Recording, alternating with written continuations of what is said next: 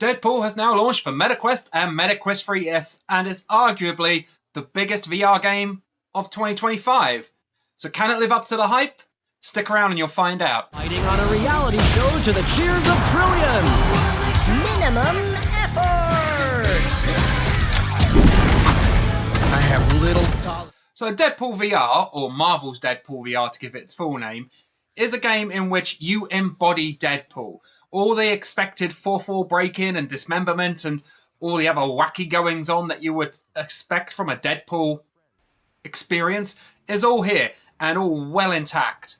Plus, there's a whole bunch of other Marvel characters included that you might not be expecting. The game borrows liberally from the Marvel archives. And we're not going to put any spoilers in this video because some of them are quite interesting. But what you do need to know is the game is set on like an interstellar reality show. And it's not just a flimsy story device. This actually works within the game. As you're playing through the levels, you will be earning mojo bucks and having a viewer count, which will basically unroll as in-game currencies, XP, and your currencies to buy new weapons and items and things. And this actually works really well. The whole game is thick with this atmosphere of being a silly, stupid Deadpool experience. And it works. The game is all about action. It's all about going into a room with a bunch of enemies and killing them in as flashy a way as you possibly can. There is loads of dismemberment and decapitation, but a surprising lack of blood in this game. You'll be using both swords and guns to take on your enemies, and different enemies require different tactics in order to take them out. You may not have as many kind of moves and things available as you would in like a console game or a PC game. I've been playing Ninja Gaiden 4 recently and there's nothing like the repertoire of movesets available in that game here. But there is a decent variety. Obviously you're not going to do like jump in spin attacks because that would make you feel quite unwell in VR. But there is like dive kicks and slides and also a significant amount of different weaponry that you can use to take out your enemies. You can combine any kinds of weapons that you like. You could have a sword in one hand and a gun in the other. And you can take out enemies by mixing this up. You've got the ability to throw your swords and throw your guns, for that matter, and take down enemies in a variety of different ways, despite the limited moveset that you have. You can pick up new temporary weapons as well from either lockers, gun cabinets that exist through the levels, and also enemies will drop them. And you can pick them up from midair. You have the kind of distance grab, force grab as it's commonly known, allowing you to pick up items from afar. But it's really only weapons that you're going to be picking up here. Your basic pistols will never run out of ammo. They are automatic reload. You just hold the trigger. You don't even have to press it repeatedly to fire. You just hold it and fire. But the weapons that you pick up in the levels, either drop from enemies or from the aforementioned gun cabinets, do have limited ammo. So you're going to want to use them sparingly. That being said, there are plenty of them. So maybe not so sparingly. You can also be dismembered yourself. You can lose limbs mid-combat, which does mean that sometimes you'll be at a disadvantage. You'll have to balance the aggression that you've got going forward with trying to not die. And Deadpool actually does have some pretty interesting death sequences. There's a thing on social media about the best deaths in game, and Deadpool is certainly trying to push that envelope. There are many that are repeated, but some of them, in some levels, are actually quite humorous. Now, we spent the first half of this video talking about the all-out action and the combat, and that's frankly because that's all Deadpool is. Don't go expecting any kind of cerebral puzzles or challenges here. There is a little bit of platforming. You have a grapple gun, which allows you to connect with distant platforms, and you have to do a bit of wall running, which is super simple. But you're not going to be solving any tricky puzzles to progress through the levels here.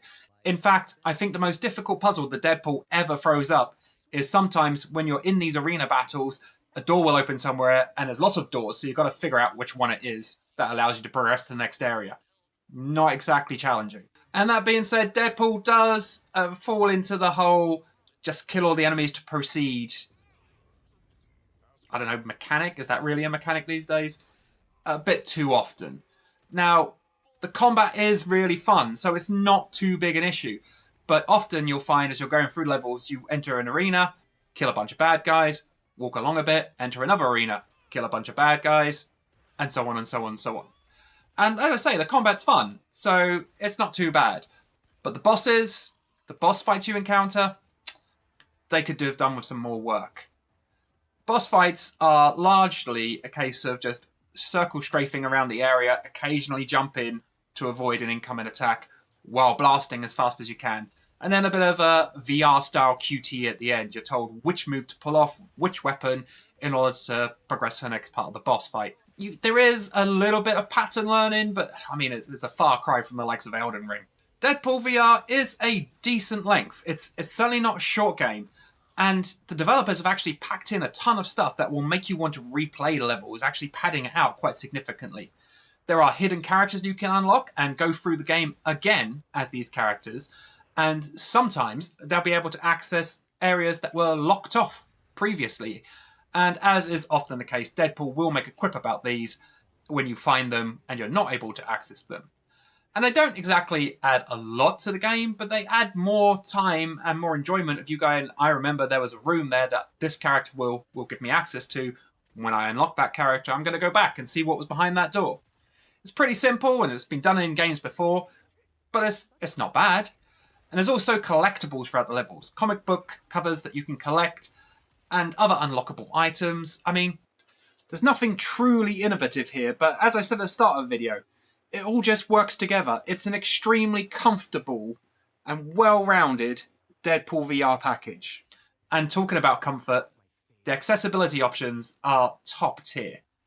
The game at the start throws up 3 different options for you, and you can choose between which one depending on how comfortable you are with VR.